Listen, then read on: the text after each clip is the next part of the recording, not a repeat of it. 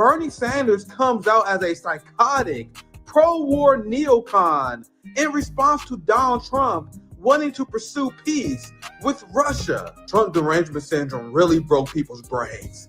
Bernie Sanders sounds no different than Lindsey Graham right now. Apparently, the plan that Bernie Sanders and the NATO left have to oppose Donald Trump is to flank him from his right and to advocate for never-ending war. This is exactly why Bernie Sanders, AOC, Ilhan Omar, and the entirety of the NATO left is so dangerous. Their job is to shift what it means to be a socialist to the right. Bernie Sanders fiercely defends Ukrainian fascism as Zelensky banned opposition media, opposition parties, and refuses to hold elections. What kind of socialist defends a fascist state that bans the right to collective bargaining and bans socialist parties? Just another example of how social democracy is just the modern wing of fascism. Despite Zelensky in Ukraine cracking down on democracy and cracking down on workers' rights, Bernie turns it around and claims that Putin is the tyrant. Putin is a dictator who crushed Russia's movement toward democracy after the end of the Cold War. Russia holds sham elections every 6 years where Putin wins 90% of the vote, and authorities don't even try to hide their ballot stuffing. There is no freedom of speech or free media in Putin's Russia. Protests are violently suppressed. Tens of thousands of people are imprisoned for protesting Russia's invasion of Ukraine.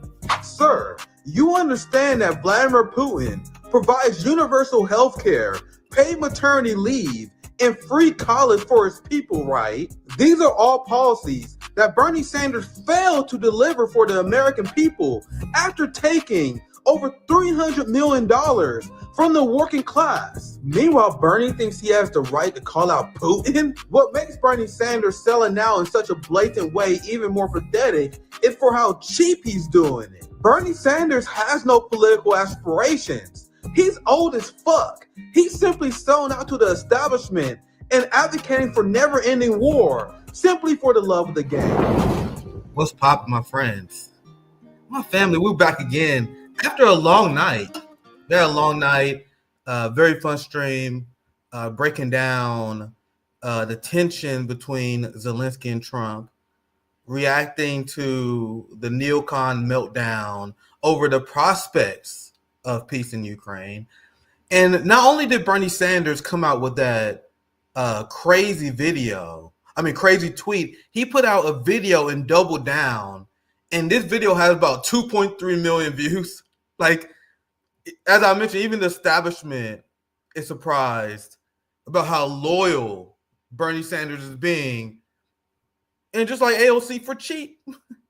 AOC was on Twitter bragging about, my net worth is not that high. You guys keep lying about my net worth. That means you sold out for cheap. For free, easy for the establishment.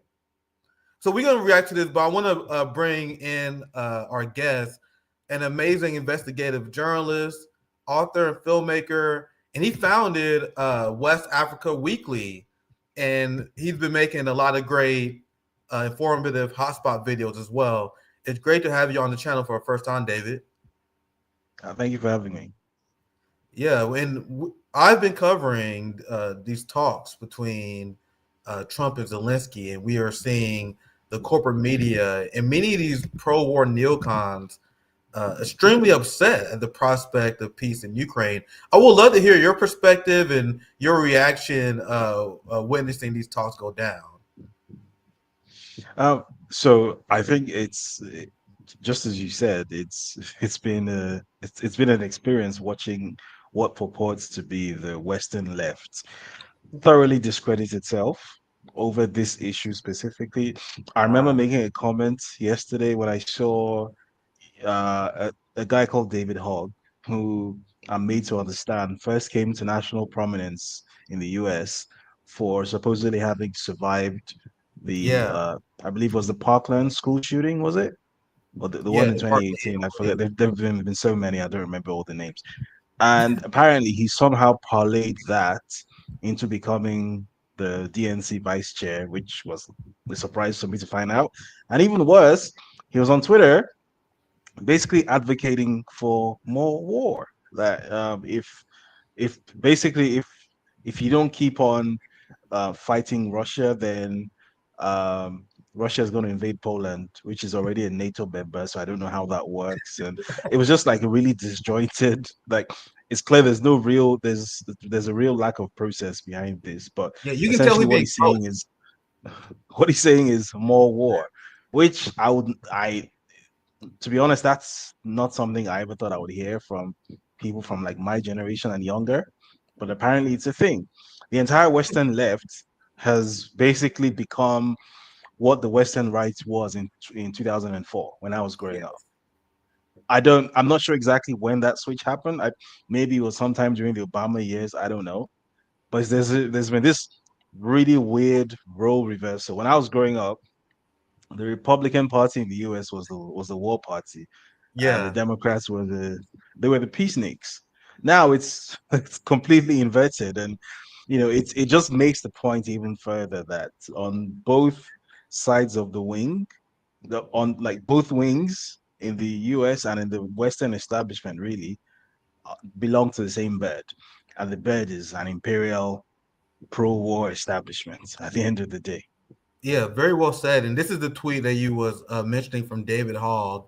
And these young Gen Z liberals like Olivia, Mhm. Juliana, David Hogg, all these hardcore young Biden supporters, they are the most crazed neocons of them all because they are pure careerists. This is not a single original thought that's coming from David Hogg. He has been Yeah, coached and he's been given a very strict script that he must stick to if you want to yeah, climb the ladder of the Democratic Party, which is why he repeats the Lindsey Graham talking point that yeah, Poland yeah, would be next. So it's very hilarious how they always talk about how Putin was weak and was exposed in Ukraine. This is Western hmm propaganda.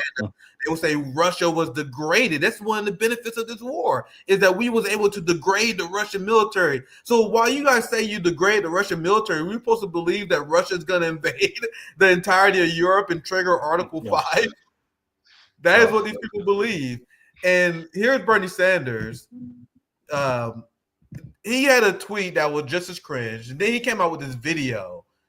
And this video is easily his most uh, best performing video he ever put out. 2.6 million views in less than 24 hours, pumped by the algorithm, where Bernie essentially comes out as a neocon, like unapologetically, and he critiques Trump from the right, which is what illustrates your point, David, on how the yeah. Democratic Party replaced the Republicans as the hardcore, unapologetic neocons and what I call the stupid people party. And it's very frustrating because Democrats' incompetence is allowing people to be driven to MAGA. Because once again, I have Donald Trump is a neocon war criminal himself, but he's just taking a common sense position.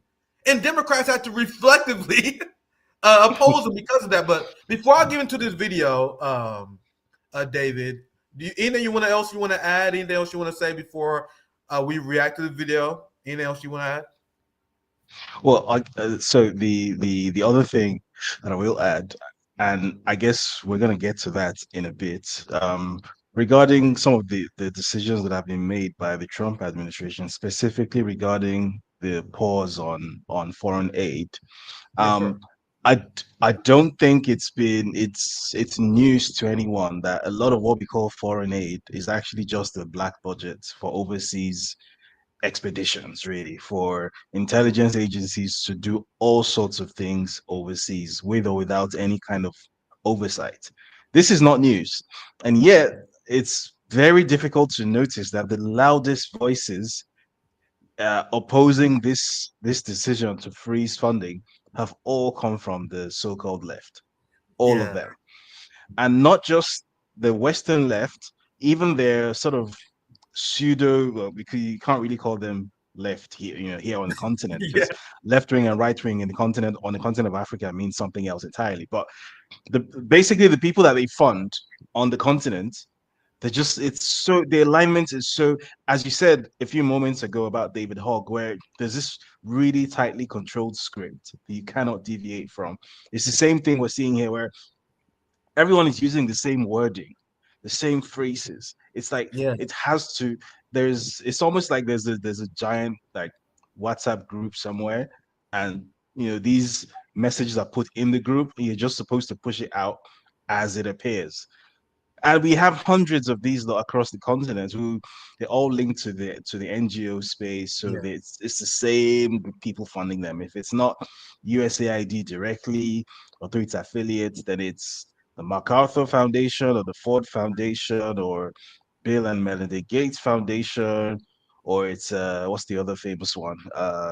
The Open Society Foundation, and all of them it sounds like it's like one giant Borg, and everyone is just like, it's like a big hive mind, and everyone is just repeating the same thing. It's kind of creepy to watch, actually, because it's one thing when it happens in the Western space. It's another thing when you're looking at it happening around you on the continent. It's like, wow, the whole world is body snatched by this sort of left wing sort of deep state funding virus that I didn't seem to realize was this tightly embedded, that at every level, and in the very fabric of society. And to be honest, part of me is actually kind of worried that this would only be a temporary reprieve for those of us who want to see the whole monster sort of fall over and die, because the sheer vehemence of the pushback, the sheer backlash that this left wing has been able to generate globally is quite something to behold. It's almost as if they're trying to spark an open revolt against a sitting US president in a way that I've never really seen happen before. Yeah, and this is one of the examples you're talking about. Bernie Sanders and all these progressives are coming to defend USAID, and we're going to dive into this more in detail here soon, because I would love to hear your perspective on what Africans think about this, because we have explained on the channel how USAID set up fake HIV clinics. They set up and paid people full-time salaries just to protest their government. Bernie pretending they do nothing but aid, but the largest segment of what they spend their finances on is something called governance. Mm-hmm. Which could mean absolutely anything. Yeah, absolutely, David. And we don't worry. We will talk about that more in detail soon. I just want to show you here Bernie Sanders defending USAID. Elon Musk, the richest guy in the world, is going after USAID, which feed the poorest people in the world. And they never talk about the regime change operations that they engage in. Mm-hmm. In Venezuela, USAID was funding the opposition and helping start and instigate a coup. Because of that, Nicolas Maduro banned USAID from his country. Then Bernie Sanders, being the fraud that he is, then turned around and used that as evidence to call Nicolas Maduro a tyrant. He said Nicolas Maduro banning USAID is evidence that he's a tyrant. It's like that's the role that Bernie Sanders play on behalf of the empire. But we will dive more into that in detail here very soon to show you guys the role that Bernie Sanders happily raised his hand to play. And I will also be interested maybe later in the show to pick your brain on the African dynamics of what it means to be on the left and the right. Because in the United States, it's completely cooked. The United States left is completely impotent, completely brainwashed. I've been complaining about this for a long time. The fact that Hassan Piker, a guy who worships Bernie Sanders, who still supports Democrats, the fact that he's the most influential U.S. leftist is evidence that we are beyond cooked. And the position of the United States left is to align themselves with the military industrial complex and the State Department. So Bernie Sanders put out this crazy batshit insane video, 5 minutes of pure NEOCON lies. And David, how I usually do my channel, usually just free flowing conversation. This video is going to be hard to get through. So if any point in time you want to chime in, feel free, and I'll pause the video, because I will, because he says a lot of nonsense here to justify why the United States should never, ever, ever pursue peace with Russia. And he look at the title of the video itself. A sad moment in American history. American history. The United States and Russia, guys, the concept of Russia and the United States creating peace and working cooperatively is something that peace advocates have wanted for decades, that both parties in the United States have jeopardized. The concept of the United States and Russia creating peace with each other is huge. But Bernie Sanders, he views that as a sad moment. Sad moment in American history. So, David, any thoughts before I press play? Any final thoughts before we move on? Yeah, to be honest, I think that really says it all. As you said, he's become John Bolton, which I never thought I'd find myself saying, but here we are. Yeah, let's play the video, and feel free to react to anything as you hear it, because I got a lot of reactions to this video. Thanks, everybody, for joining me to discuss a very, very serious issue. Yesterday, we witnessed an extremely sad moment in American history. We saw the President of the United States aligning himself with the dictator of Russia, Vladimir Putin, to undermine the independence of Ukraine and its democracy. Democracy? Yeah, David, go ahead. I don't really think there's anything to say. Ukraine and its democracy, really. When was the last time they held an election? Yes, it's Trump and Putin that is calling for the elections in Ukraine. Putin is willing to have a ceasefire so Ukraine can go ahead with their elections, because they said, well, we're in Ukraine, we can't have elections because we're in the middle of war, we're being bombed. So Russia's like, all right, we'll stop bombing you if you have an election. They're like, nah, we good. We'd rather have the bombs. What? Yeah, words don't mean anything anymore. So, you just throw, like, what does democracy even mean in this context? What's he on about? Ukraine and its democracy. Keep going. And the majority of the Ukrainians want a peace deal, and Zelensky knows he will lose an election, which is why he wants to keep the war going. But anyway, let's continue. We only 20 seconds in. It continued to get even more batshit crazy, if you believe it or not. Of Russia, Vladimir Putin, to undermine the independence of Ukraine and its democracy. Let's be clear. Trump is showing us that he sees one of the world's most brutal dictators as his friend, and our longtime democratic allies in Europe as his enemies. He wants a world that is safe for authoritarians and oligarchs, but extremely dangerous for democracies. Do you guys know how embarrassing and how traitorous it is for someone who calls himself a socialist to side with the fascist Ukrainian regime? And I made this point in my hotspot, but they banned the right to collective bargaining. Like, so when we say that Ukraine has a Nazi problem, what is the first thing that the Nazis in Germany do? They banned the right for people to trade unions. Yeah. So it's not like attacking them. It's like, this is literally your ideology. You're literally following the Nazi playbook. Bernie Sanders is allying himself with the people who is against collective labor, who's against socialist parties. Straight up State Department talking points. Let's continue. It will not surprise you when I tell you that Trump is lying, as he so often does. Yesterday, Trump said that Ukraine started the war. That's not true. Russia invaded Ukraine twice, first in 2014, and then again in 2022. Right now, Russia occupies about 20% of Ukraine. Since Putin's horrific invasion, over 1 million people have been killed or injured every single day. Isn't that the reason why you should advocate for peace, Bernie? 1 million people have been injured in this war, so I wanted to continue. Yeah. How is that a coherent position? Let's continue. Russia continues to rain down hundreds of missiles and drones on Ukrainian cities. Putin's forces have massacred civilians and kidnapped thousands of Ukrainian children, bringing them back to Russian re-education camps.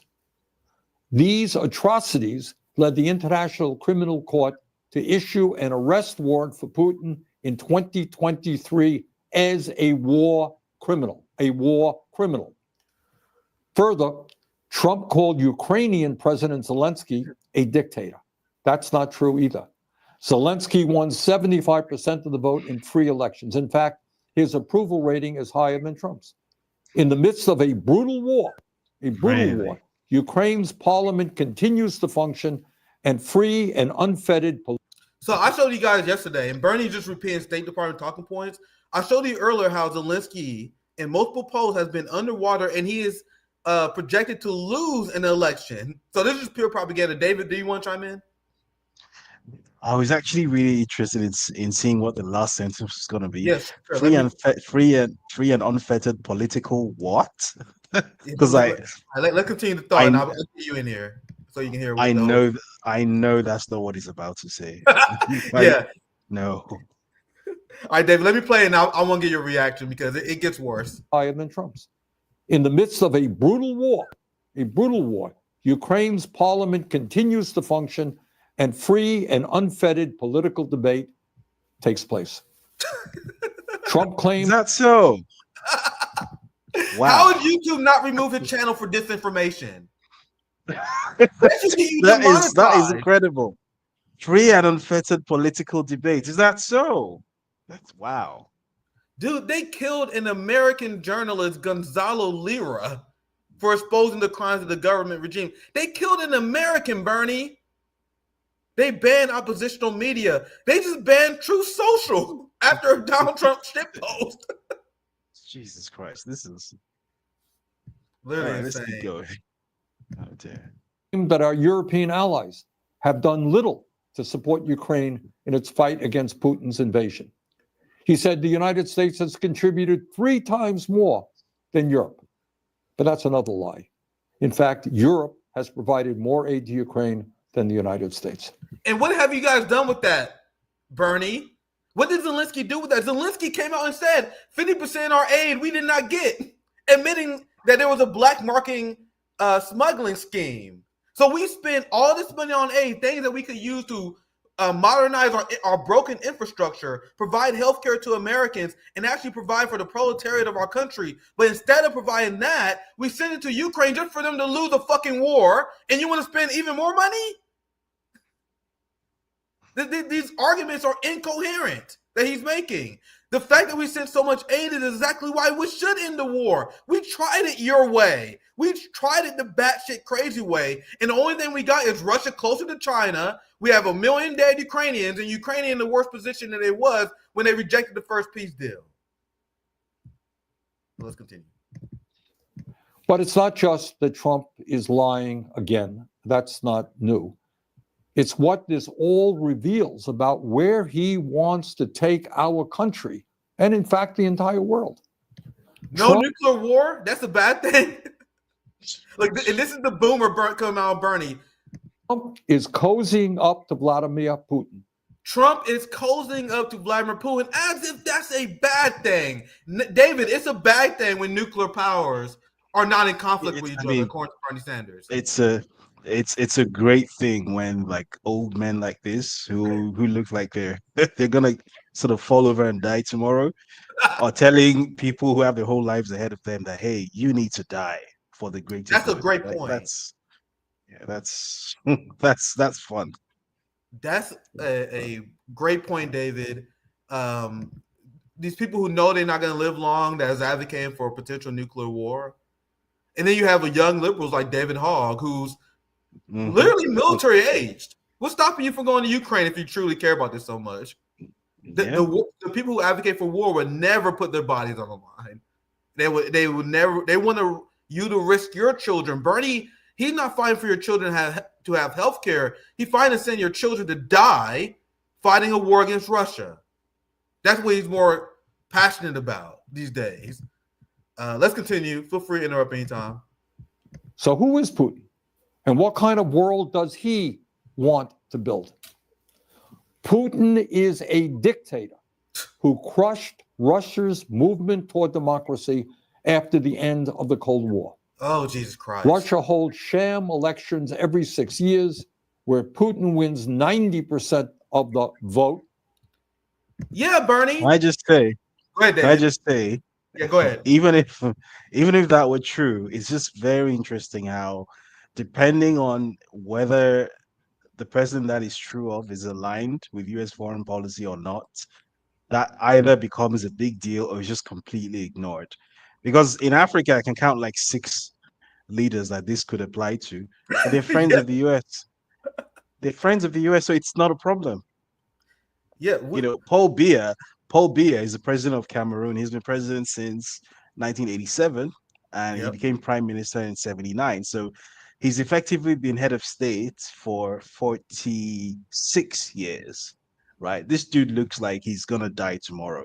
He's not even seen in public most of the time, but he's a good friend. He's a good friend of the US. So I mean, he's changed the constitution, I think, 4 times, so he keeps running for office. He's basically abolished term limits for himself. And the US has no problem with that because Of they have course. a great relationship with him. Economically, he does everything they want, keeps Cameroon poor, keeps the resources cheap, which is pretty much the function that the US empire has for Africa. So there's no problem. But where it's a guy who isn't on friendly terms with the US because he's not behaving like a lapdog. He's running an industrial economy that isn't some banana republic. Then the US has a problem with that. Then the US establishment specifically has a problem with that, because I've never heard Bernie Sanders or anyone in that establishment talk about Paul Biya or Teodoro Obiang or any of their friends in Africa who have been in power much longer than Putin. I've never heard them talk about those guys. That's such a great point, Yeah. David, and it's something that we bring up all the time. The United States is not opposed to dictatorships. They At support all. dictatorships around the At world. all. They yeah, the concept is just laughable to David and anyone around the world who's been paying attention to the idea that the United States oppose dictators. But that is the childlike worldview of Bernie Sanders. Like, it's laughable to me and David, the idea that we would care. Bernie is dismaying the idea. He's like, oh my God, I can't believe I lived to see the day that the United States president is siding with a dictator. What are you, a child? You guys see, as That I has said, been channel, that has been the case every day of your life since you were born, literally. as I said many times on my channel, the job of Bernie Sanders is to dumb down the left, to create a dumb, ineffective left who don't know history, who just repeat the talking points of the ruling class, who don't have any critical thinking or media literacy skills. And now, as to this point, because I love how smugly Bernie says this. Let me play this part again because he's so smug. Look at this. After the end of the Cold War, Russia holds sham elections every 6 years where Putin wins 90% of the vote. That is what happens, Bernie, when you provide health care to your people, when you provide free college to your people, when you provide paid maternity leave for your people, when there is affordable housing and there's not millions of people who are homeless. Bernie, you was fighting for your entire career to get single-payer health care, and you failed to deliver, sir. You've been fighting for decades, saying the same shit. You can hear Bernie, go to a 90s speech from Bernie Sanders. He's advocating for the same damn thing he did not get. Anything, this is a democracy, and he want to critique Putin, who is delivering the entirety of Bernie's agenda to the Russian people. And you surprised that Putin is winning 90% of the vote? That is what happened when you have a government that is reflecting the will of the working class. And it's not my position, not anyone's position as an outsider, to question that. They support their leader because they see him protecting their sovereignty while providing for the working class in their country. The idea that happened in the United States, Americans can't even imagine it, which is why Congress, I show the poll all the time, Congress has a 13% approval rating in the United States. We live in a dictatorship. In Missouri, one of the most conservative states in the country, we voted for a minimum wage increase that now the Missouri governor is vetoing. So we have voters who want progressive working class ideas, but we don't get it. because we're ruled by a criminal oligarchy that cannot be overthrown via the ballot box. But here is Bernie Sanders pulling the idea that it's Russia that is the authoritarians. And what you said earlier, I need to move on, but there's so many things we can analyze. Look at how upset these Western imperialists are that Putin uplifted Russia during its darkest times. Russia was a failed state, damn near. Millions of people died because after the fall of the Soviet Union, they was economically ruined. Putin, no matter what your views of him, this had nothing to do with ideology, our views or whatever. Putin took a country that was irrelevant on the global stage in the early 2000s. Republican senators used to laugh at Russia as just being a gas station. Putin took a country that was poor and irrelevant in the early 2000s and turned it to a geopolitical superpower. Developed BRICS, and the United States and the West hates him for it. They hate him for doing that. And guys, this is why the Russian people support Putin. They're not dumb. They had their parents who lived through poverty, who lived through the fall of the Soviet Union, and Putin literally increased the GDP of the country, the military strength of the country, and the global relevance. And that had nothing to do with ideology. That's just the facts of what happened. But Bernie despises Putin for that. The West despises Putin for not allowing Russia to die, which has been the psychotic obsession of Europeans for centuries. So sorry for the rant. David, anything you want to add before we continue? Going once? It's pretty much spot on. I mean, because there have been similar, there's similar parallels. Obviously, not quite on the scale of Russia, but there's similar parallels here on the continent where you get a leader who sort of figures out what needs to be done and does it with or without anyone's approval, does it with or without the diplomatic buy-in of the US, and he becomes their enemy. Because apparently you're not the idea that the US has of the world is that for the US establishment to win, for the economic establishment of the US to maintain supremacy, everyone else has to be poor. Yes. So that which kind of ties into what you said about Russia, that they've got this obsession with conquering Russia, with sort of breaking it up into tiny little, banana republics, and so there's going to be one sole hegemon and everything. And I think China has showed very successfully that multipolarity is a thing. It's possible. Everyone can coexist. The world is actually big enough for everyone. But the US is led by, as you put it, psychotic people who think the entire world is a zero-sum game. So for them to win, Putin must lose. And if Putin isn't losing, then that means that they're losing. Personally, I don't like, in the case of these peace talks, I don't see how two nuclear powers reaching a compromise and not going to outright war with each other. I don't see how that can be classified as a loss for anyone. But if you look at his face, he's physically upset by the fact that two of the world's foremost nuclear powers are not going further into a race to World War III. He's visibly upset. Yeah, and maybe I should show you guys, but if you see the comments to this video, it's literally a mental asylum. It's full of people like, yeah, Bernie, we wish you was president so you can start nuclear war. I might show you guys because it's literally crazy. It will kill your faith in the West so much. The Democrats are completely cooked.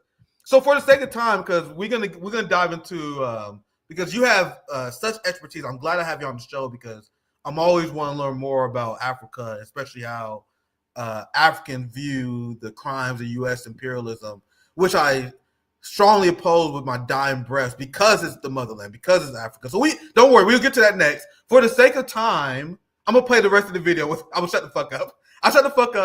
I'll play the rest of the video, and then David, you can chime in with any thoughts you have afterwards. I've already ranted a lot on this video. This motherfucker is infuriating. And I know a lot of these comments in the video are bots or in DNC ops, government ops, but it's still very depressing that people still fall for this guy. You know what I mean? Like every once in a while, I see people like, "Oh, come on, Nick, why y'all got to Bernie like this, man? Isn't he one of the good ones? No, the fuck he's not. He is an active agent of the state who plays a very particular role of normalizing imperialism among the quote-unquote left, whatever the fuck that even means, in the United States even more. But anyway, I'll shut up. Let's play the rest of the video, and then David, I'll let you chime in first afterwards. To build. Putin is a dictator who crushed Russia's movement toward democracy after the end of the Cold War.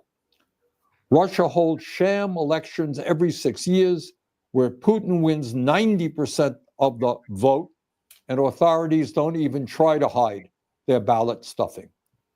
There is no freedom of speech or free media in Putin's Russia. Protests are violently suppressed. Tens of thousands of people are in prison for protesting Russia's invasion of Ukraine. Political dissidents are harassed or thrown into jail. The bravest, people like Alexei Navalny, are killed outright. Jesus. Hundreds of thousands of Russians have fled Putin's brutal regime since his invasion of Ukraine.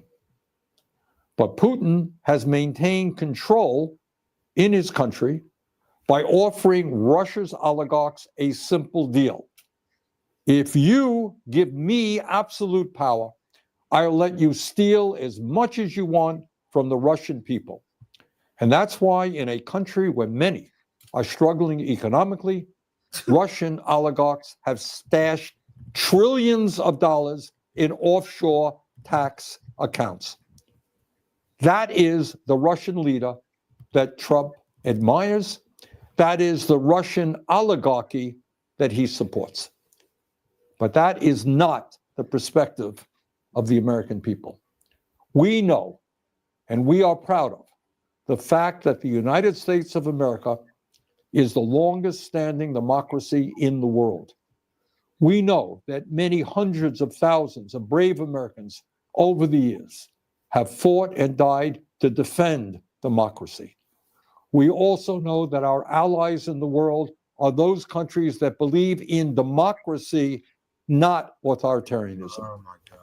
In this critical moment in our history, I hope that every American, regardless of political perspective, will stand tall and say yes to democracy, no to oligarchy, and no to authoritarianism. Thank you very much. Dude, that was a very hard 2 minutes to get through. I was like fucking shaking, holding back, jumping in. So much bullshit there. But David, I'll pass to you first. You have any thoughts? Any last thoughts to summarize this bullshit artist? Yeah, it was funny when he was describing what he thought was a dystopian state of Russia. Oh, political prisoners, thousands of people in jail for protesting, and it's like, are you talking about Russia or are you talking about the country you come from? Exactly. You know, because it could have been either of those countries that you're referring to. So, like a bit of like self-awareness, maybe, because it feels like that's a completely lost art on the Western left. There's no self-awareness whatsoever. It's like the world of South Park from 20 years ago is reality now. Everything he said was pure projecting. There was so much nonsense spewed there. Yeah, I try to see how much it's Mr. Garrison from South Park. That's literally I can't take him serious. I can't unsee that now. I try to take notes because there was this is what these American Western imperialist propagandists do. They flood the zone with bullshit. So that's why I always had to pause the video a lot, because there's so much bullshit they fit in a short amount of time. They overwhelm you. So I'm gonna see how much I can unpack really quickly. He explains how Russia has no free speech, even though he said nothing about Julian Assange. Bernie Sanders said nothing about Chairman Amali, who the Biden administration tried to lock up for his criticism of the Ukraine war. Once again, Ukraine goes after American and kill American journalists. Like we already just mentioned that, but the hypocrisies on that point alone is endless. And do you guys know, in Russia, they have access to the BBC. They have access to CNN. But CNN, Americans don't have access to RT. Yeah. Incredible. So I'm not gonna pretend to be an expert on the on how Russia handled their media, but it's more free than the West. And I talked to Fiorella. I have a lot of friends who worked at RT. Every single person who worked at RT, including Chris Hedges, our good friend Fiorella, and many others, has told us that they have complete and utter freedom at RT. So do you think all of them are lying? Of course not. So that point aside, once again, so much bullshit. So the freedom of press, he's like, there's no free speech. That's nonsense. And then he goes and describes and tries, and this is what is crucial if you're a neocon, to brainwash Americans into believing that everywhere else except America is a dystopian hellhole. Yep. You guys understand? It's not an accident they do that. It's extremely crucial that you do that.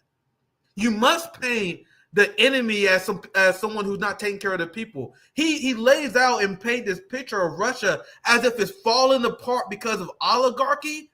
Bernie, in our country, the capitalist class makes profit based on sick people. If you have cancer, they make money on that. You understand that we have an entire industry called insurance where they make money based on them denying you health care. That's our system. In Russia, they provide universal health care free at the point of a service. They provide free education. We have oligarchs that literally make money based on on you doing your job as an American citizen, of wanting to educate yourself and become a productive member of society. And an oligarch will exploit that and make money and put you in debt via student loans, simply for seeking an education in the United States. In Russia, they provide free college to all their citizens, like every single civilized country does. Paid maternity leave is something that they provide in Russia up to 180 days. And Zoya explained that there are many loopholes, and there are many Russian parents who actually stay on maternity leave for around a year. Meanwhile, in America, they tell a mom who just gave birth to get her ass back to work, while at the same time not providing child care for the mother, so she has to pay out of pocket and pay a shit ton in order to get child care. Something that is also taken care of in Russia. You understand how when you educate yourself and decolonize your mind and reject this dystopian picture that neocons paint of their enemies, it make it harder for them to sell war to you? They cover up their crimes and project it on their enemies. So I'll leave it there. There's a lot of bullshit to wrap up on this video. David, anything else you want to say? It's very interesting you say that, because this thing you just described, this propaganda that is pushed on you at home to make you believe that everywhere else is sort of swimming in big shit, and you have it better than everywhere else. The same thing is done abroad by the same characters, right? Because as I'm sure you're now aware, most of what pretends to be independent journalism around the world, it's basically funded out of Washington. So they have this constant stream of pro-US propaganda that basically, like, America is the best thing since sliced bread, and everywhere that is ideologically opposed to America is like this dystopian hellhole, right? So in West Africa, for example, obviously most people they don't have the money to like visit China or Iran or North Korea or Russia or anywhere else that isn't ideologically aligned with the US or subservient to it. So if you were to ask most people what picture comes to mind when you mention those countries, I was surprised to find out the other day that the people I know personally were under the impression that Iran is a poor country, that Iran is like, I don't know, it's like Gambia or Senegal or something, because that's the image that has been put in their heads. Though it's this underdeveloped, Meanwhile, if you check the Human Development Index rating, I think it's 8 or 8 point something. It's a very highly developed country. They're literally according to official HD, go ahead. Same goes for the likes of like North Korea and whatnot. All you will ever hear is how these places, they don't have enough food to feed the population. People, risk their lives to cross over to South Korea. You hear these messages all the time. So,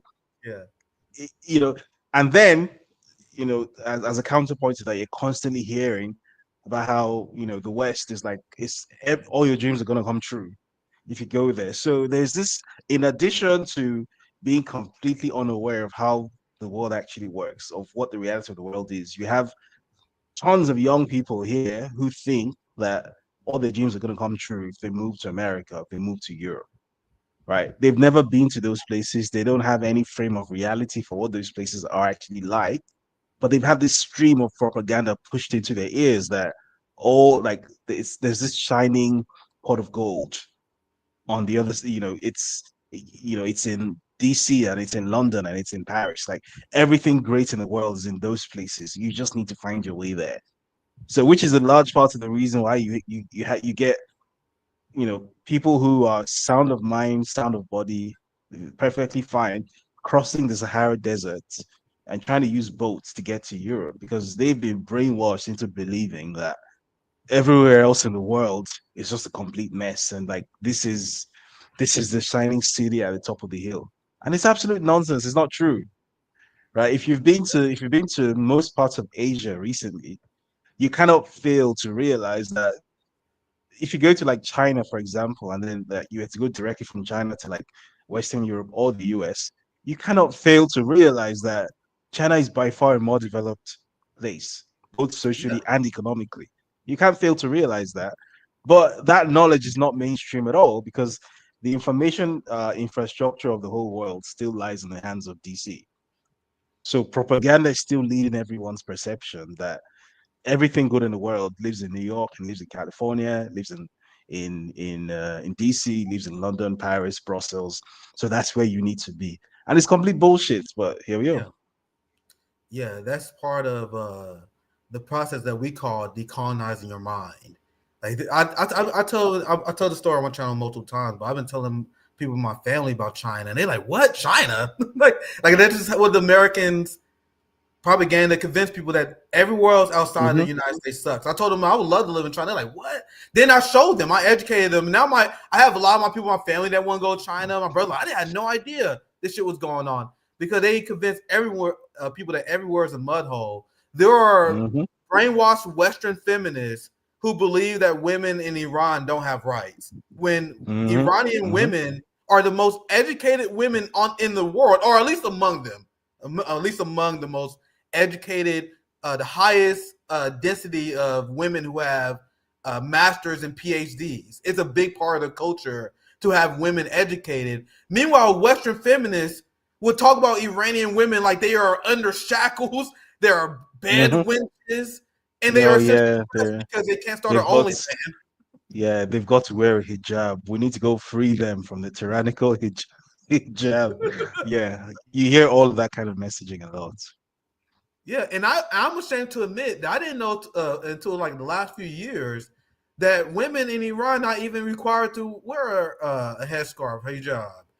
I seen pictures and photos, and these are people. This is me being educated over the last few years. Like, yeah, no, it's kind of optional. Meanwhile, the United States actually support countries that imposes that on women, but meanwhile, Western feminists who are actually imperialists call for regime change in Iran, but silent over our Midwestern traders' enemies.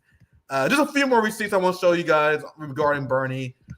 Oh, yes, I was going to show you guys the comments. The comments is once again is a mental asylum. Once again, we're going to go through it too much. Please bring this information to the Senate floor and put articles of impeachment to a vote. Let me zoom in. I was reading the comments, being delusional, thinking that like, oh, maybe people are calling them out for this crazy video, and then no. You realize that the Democratic Party and Bernie's followers are just as cooked as Bernie is. Yeah, they live on a different planet. Yeah, absolutely, David. And they are literally the new right-wing NEOCON party. I'm not bullshitting you. So we just went through that video, and it took us forever to break down 5 minutes because we count all the lies. Our eyes was rolling. Once again, I was shaking in the background with anger listening to that. Meanwhile, everyone in the comments eating it up. Once again, I will acknowledge that there's a big part that this is bot boosted, but the fact that anyone would believe this, please bring this information to the Senate floor and put articles of impeachment. Impeaching Trump for peace? And now this is the reality that we were dealing with. This is what frustrates me as someone who is post-duopoly who don't support either parties. Because the fact that the Democratic Party is the stupid party, the only thing they were doing is driving more people to MAGA. Simply because MAGA, they don't say anything profound. They just say shit that's common sense every once in a while. Hey, man, we shouldn't be censoring people so much. Yeah, Hey, yeah. okay, Yeah. go ahead, David. Yeah, pretty much. That's exactly what it is. It's funny because I don't live in the US, but so I'm just like over here, across the pond, just watching the drama, and it's exactly the way you say it. Someone can say something that sounds relatively reasonable, like, do you know what? I don't think some guy should be able to just declare himself a woman today and enter a female dressing room tomorrow. Maybe, and that's not an outrageous position to hold, but in America, that's like, wow, that is such a profound comment. We should make you president. And that's pretty much what's happening. That is what, dude. MAGA is more politically powerful than they ever been right now because Trump has a giant mandate. Democrats ran on never-ending war, genocide, and we know Trump support Israeli genocide, but he took the smart position of publicly saying like, "Oh, I want peace, man. I want peace." Meanwhile, Kamala's like, "I want to kill them all." So it's not that MAGA is amazing. It's just that their enemies are absolutely full of dipshit, and it makes our job way harder because now people are swarming to MAGA because they view them as a common sense party just simply because Democrats suck so much. So I'll read this headline and I'm going to move on because I want to ask you a few things about Africa before we wrap up. But look, this is the headline I want to wrap on, and this is the direction Bernie Sanders and these neocons are taking their party, which led to this. The approval of Republicans in Congress hits an all-time high as approval of Democrats sink to an all-time low. So the incompetence of the liberal class is directly leading us into more fascism as predicted by many people on the left. Anyway, I think I can wrap it up here. This is what Bernie Sanders is responsible for. We're going to have a MAGA dynasty because of Donald Trump. Because of Bernie Sanders and these idiots. But there's a lot of things I want to get to because you had a great video. Just to shift gears, we're almost an hour in. I don't want to take too much of your time. It's great to have you on RBN for the first time, and it's also great to have you making these great informative videos. I've been making these hotspot videos for the last year and a half. It's great to have you on part of the team as well, man, because you do great investigative journalism in Africa, and you are doing a great job exposing the role that the West have in destabilizing the continent. And the USAID story in particular recently is very interesting. This is a hotspot video made. It's about 7 minutes long. Where you explain how USAID was funding Boko Haram. So instead of just playing the video, I'm gonna just ask you, like, what is going on with that? What explain to us the malicious, malevolent behavior, the malicious behavior that USAID was engaging in South Africa. In Africa. So, I guess the most important thing to understand about how this sort of terror funding infrastructure works is that obviously you're never going to see a budget line item from USAID or anywhere else saying this is $20 million for Boko Haram or something. Maybe that used to happen in the 70s and the 80s when the State Department and CIA were a lot more blatant about these things. They don't really work that way anymore. What tends to happen is there'll be some unexplainably large or inexplicably large payment to some very prosaic looking vendor in Nigeria. So you might see there's $50 million for social inclusion projects, which is a very vague description. That doesn't actually mean anything, right? And that's basically a money laundering red flag. Because if you can't pinpoint where exactly that money is going, that money has come into the country, you just don't know where it's going. And then coincidentally, with all this money flooding into the country, bear in mind, this is a continent with the world. It's not a poor continent, but it has the world's poorest people, right? So it's a Yeah. continent that has the world's poorest, the world's leanest economies. And amidst all this poverty, you then get these suspiciously well-armed non-state groups, these terror groups, these rebel groups, just constantly popping up out of the woodwork. Every few months, there's a new one. And these guys are not walking around with like rusty AK-47s from the Cold War. These guys are walking around with like $6,000 machine guns, Suspicious right? as fuck. Yeah, they're walking around with ammo belts. Like each belt costs like $100, and they have like hundreds of these things. Some of these guys have drones. Let me put that in perspective. A military grade drone, like an attack drone, isn't something that you can operate using like a mobile network or something. You need GPS, you need satellites for that, right? That is a very expensive thing. There are nation states that do not have the capacity to equip their militaries with drones.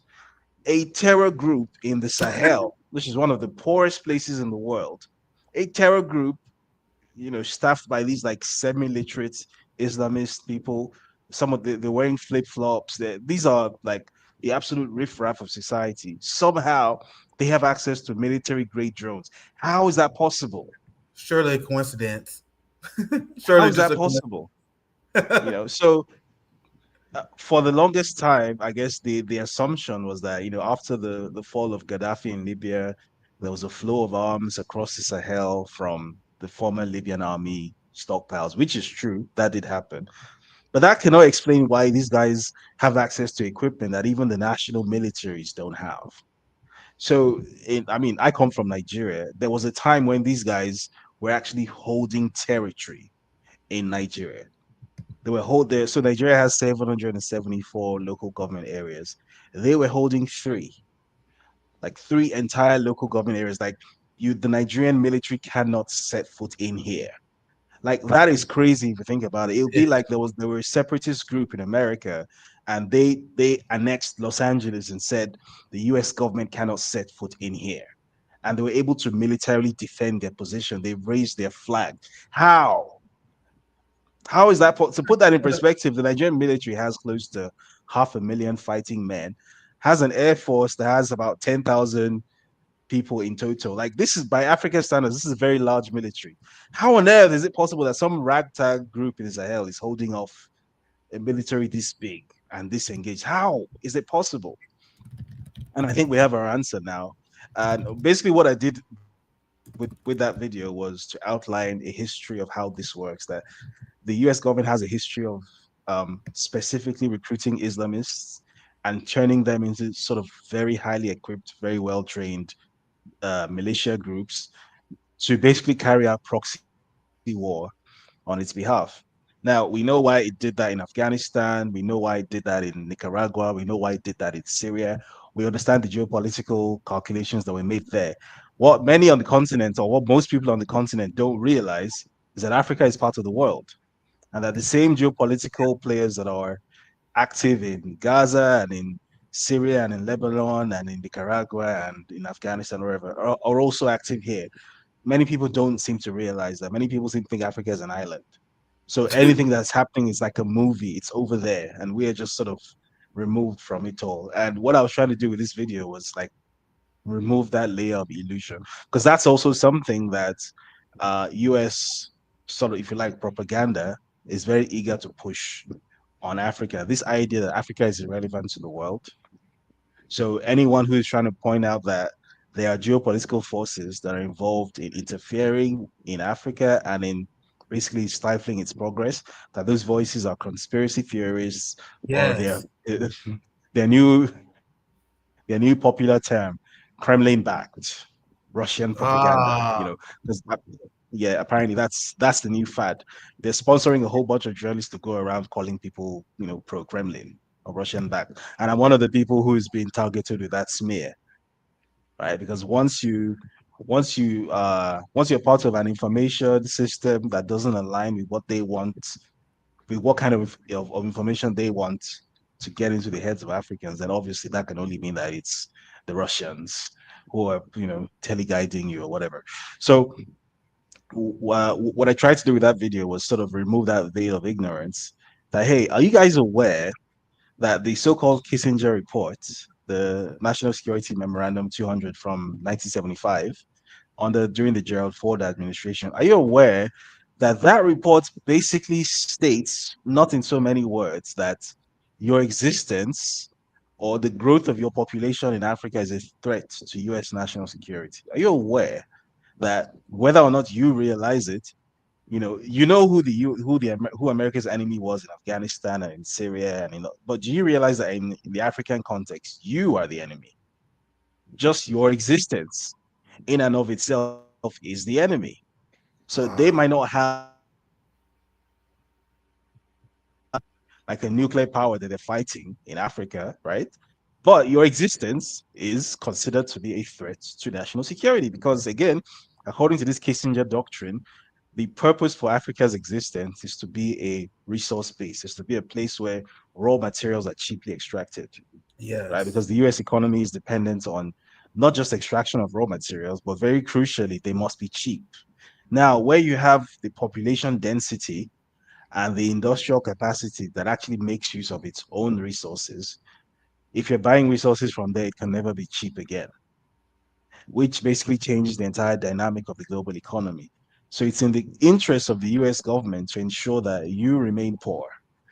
And how do they keep you poor? Well, they can't come and tell you, hey, we want you to be poor. So don't build infrastructure, don't grow your economy, don't have babies. They can't tell you that directly. So then what will they do? They bust out the old playbook and fund a proxy fighting force Yep. to do it for them, which is what happens here. So this proxy force comes in, completely destabilizes your country. All the sort of uh, the land that could have been useful for many purposes, for agriculture, for mining, for industry, it's basically lost because it's not safe. You can't be there anymore. The country becomes food insecure, which is a very crucial point because when you're food insecure, then you're dependent on food imports.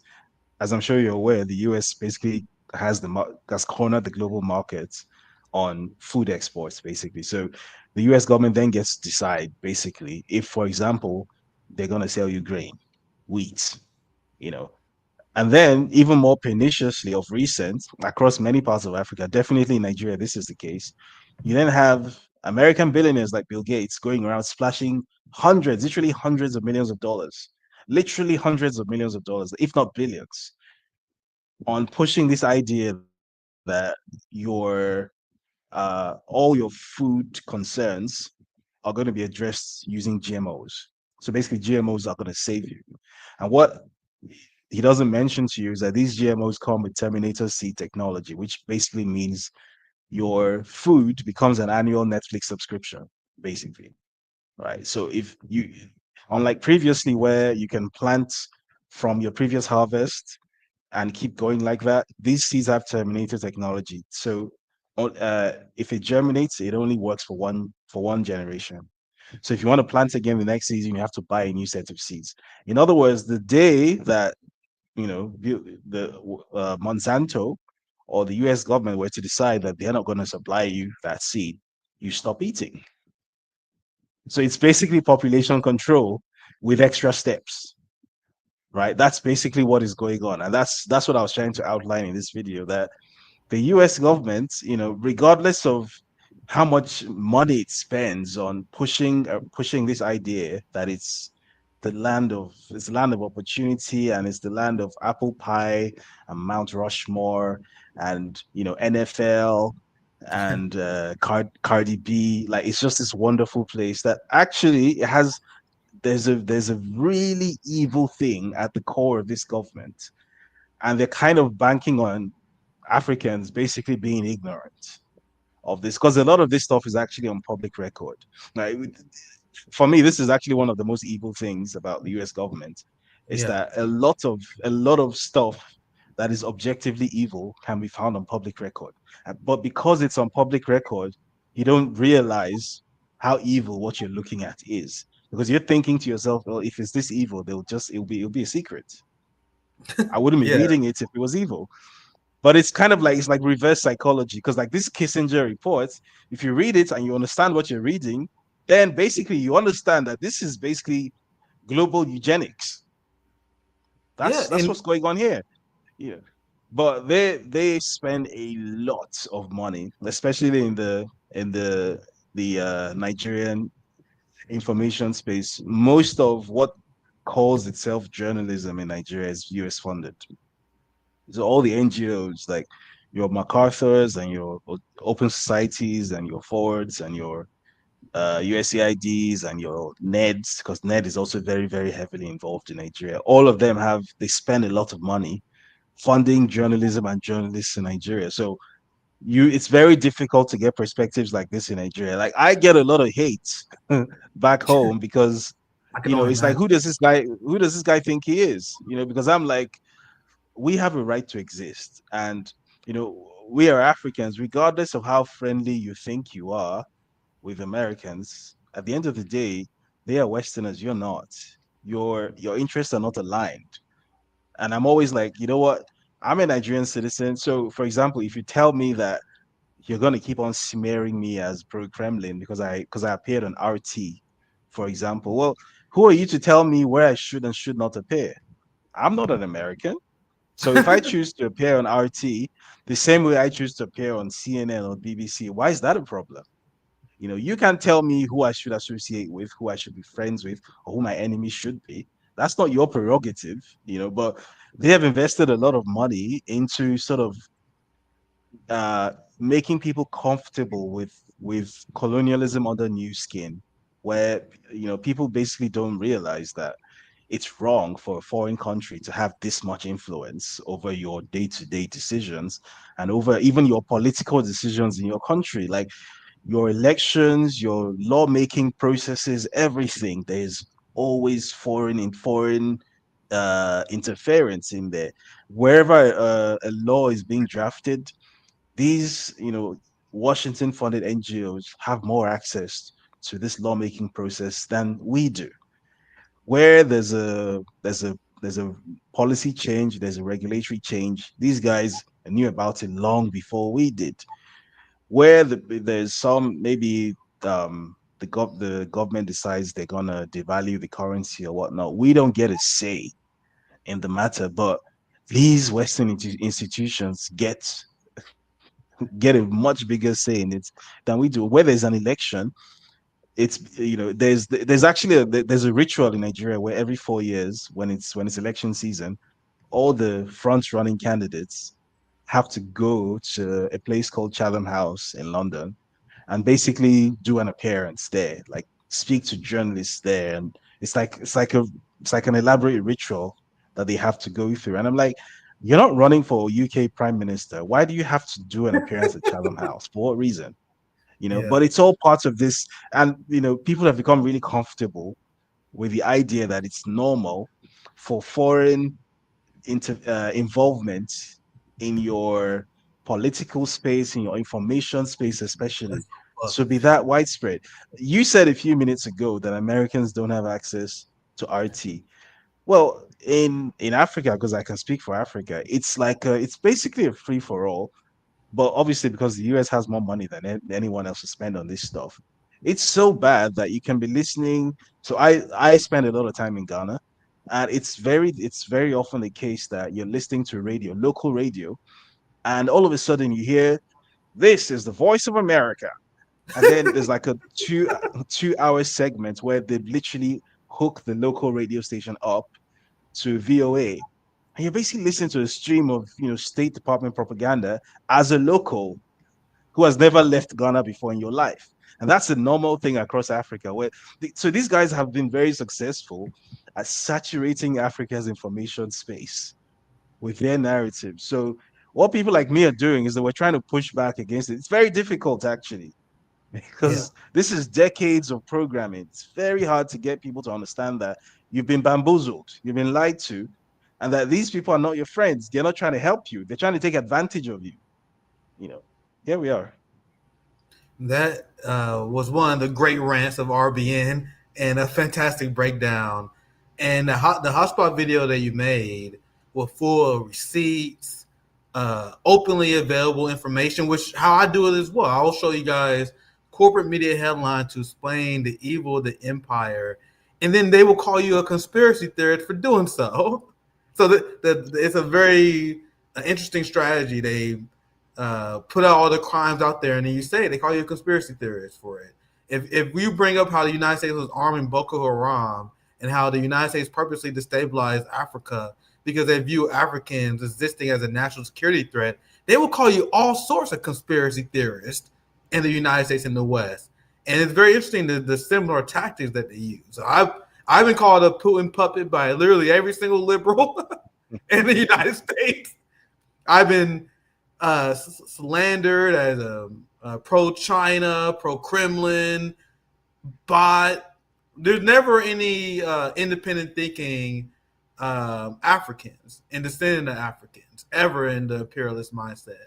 You either listen to them, Exactly. you ever follow them, or you are hostile. And I'll put this up as you was planning. You can find countless of these headlines. I found this real quick, and this is what they said. This is how they program us. They'll say, "Oh my God, don't you know Yeah. there's so much propaganda in Africa?" Yeah. Like, Yeah, they do this. This is like there are so many examples of this where they literally pay journalists to do this, right? So yeah, the what I referenced earlier, so there's an NGO, it's called the Center for Information Resilience. You know, they always have these weird Orwellian sounding yeah, names, right? This NGO is based in London. It was funded by the UK Foreign Commonwealth and Development Office, USAID, and the Australian Foreign Office. So it was founded by two former MI6 agents. It has a lady called Cindy Otis, who used to be a CIA analyst on the board, and another lady whom you might know. She used to work at the Department of Homeland Security. She's called Nina Jankovic. Yeah. She used to run a like basically a censorship program at the DHS before that went belly up. And they run this NGO that came to Africa and set up four bases. So Nigeria, Ghana, Kenya, South Africa. And basically what they did was they studied the information spaces in those countries and categorized the prominent voices in those countries into pro-West and anti-West, and then started paying journalists. So in the case of Nigeria that I was aware of, because someone leaked this to me. So they got together a group of 10 Nigerian journalists, flew them out to Ghana, put them up in a five-star hotel for a week, all that kind of stuff, like soften you up, and then dispatch them back to Nigeria with a mission that every quarter, that's every 3 months, you have to put out an article that addresses one of these concerns that were raised. And the concerns were basically people that were identified as supposedly pro-Kremlin. I was one of those people. of course. So it was people who had sort of anti-imperialist How dare you? political views. It was people who were anti-GMO campaigners. It was people who, according to the documents, expressed anti-Bill Gates sentiments, whatever the hell that means. Anti-Bill Gates. Oh, Jesus Christ. Whatever the hell that means. It was people who there was what was the other one? People who criticized France. So apparently all these were to be categorized as pro-Kremlin and sort of anti-Western. And they basically paid 10 Nigerian journalists £1,000 a quarter. £1,000 is about $1,300, $1,270 per quarter. So that's how much an African journalist is worth to these people. Not not a lot of money. Uh, Yeah. so £1,000 sterling per quarter to push out these sort of smear pieces. And the goal of this is to create this impression, this fundamentally mistaken impression that the Russians are spending tons of money trying to indoctrinate Africans, because When it's as actually them. as we all know, the Russians just have money, just they're just throwing money all over the place. And actually, the reality is the only people who even have that kind of budget to spend that kind of money on propaganda is the US. Not even the Europeans spend that kind of money on pushing foreign propaganda all over the world. Only the US does it. Only the US has the capacity and the infrastructure to do it. So you're going to see lots of these articles. Oh, the Russians they're so embedded in Burkina Faso and they're trying to make inroads into Nigeria. The Wagner group is in Mali and yada. It's bullshit. It's not true. Yeah. You know. And what I always tell people is, if you want to gauge how the extent of bullshit that is at play here, just ask yourself a simple question. Of these two characters, right? On the one hand, you have Russia. On the other hand, you have the US. How many military bases does either of those Ah, characters have on your continent? How many?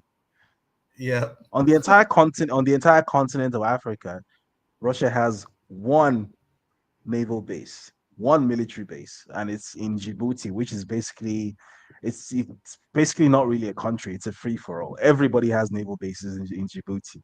The Chinese have one. The Americans have one. It's a free for all, Djibouti, right?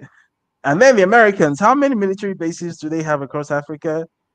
There's dozens of them, yeah. both formal and temporary. So who actually is trying to make inroads into your country? How many military bases do the Chinese have in Africa? Again, it's just that one in Djibouti, compared to the Americans and the British and the French, who cumulatively have maybe hundreds across the continent. So, who is really trying to colonize you or brainwash you or push propaganda on you, right? How many of those two characters, how many of them have a publication that is published by the military specifically for the purpose of brainwashing you? How many of them have that? It's the US that has that. This it's called the ADF magazine. It's published by the US Africa Command, right? The Russians don't have that. The Chinese Yeah. don't have that. There's only one entity that has that. We know who that entity is. So what are we talking about here? And that's such a great point because the United States, as you mentioned, they spend all this money not only waging war, but an absurd money to maintain a global propaganda network, the likes that we never seen before in humanity, guys. Yes. Like just the evil complexity of the U.S. empire never ceased to amaze, or I should say, infuriate me. Like just listening to you break this down. And I explained how on Zhang Zhengshu or Red Note, the social media app where Americans and Chinese people was actually interacting, I explained how there was a lot of Chinese posts that was accusing Americans of lying about our social standing because they're like, there's I no way remember that.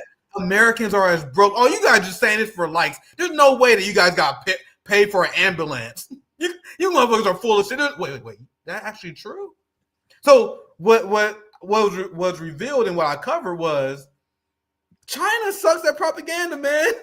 Like China is horrible at propaganda. They did a horrible job even convincing, and they didn't even explain to Chinese people how Americans live.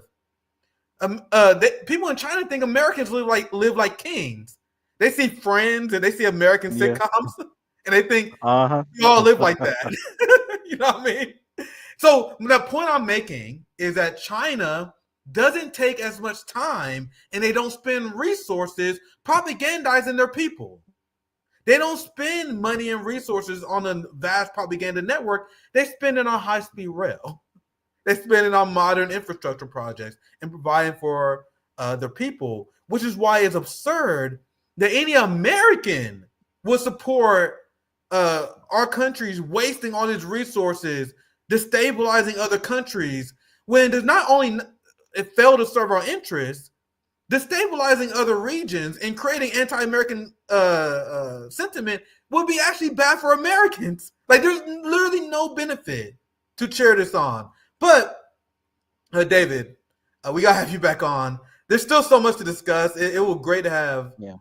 because you have a large expertise on Africa, and I'm learning a lot just having you on, and it was great to finally have you on RBN for the first time. I don't want to take too much more of your time though, because we can go all day, man. We definitely got to do this again.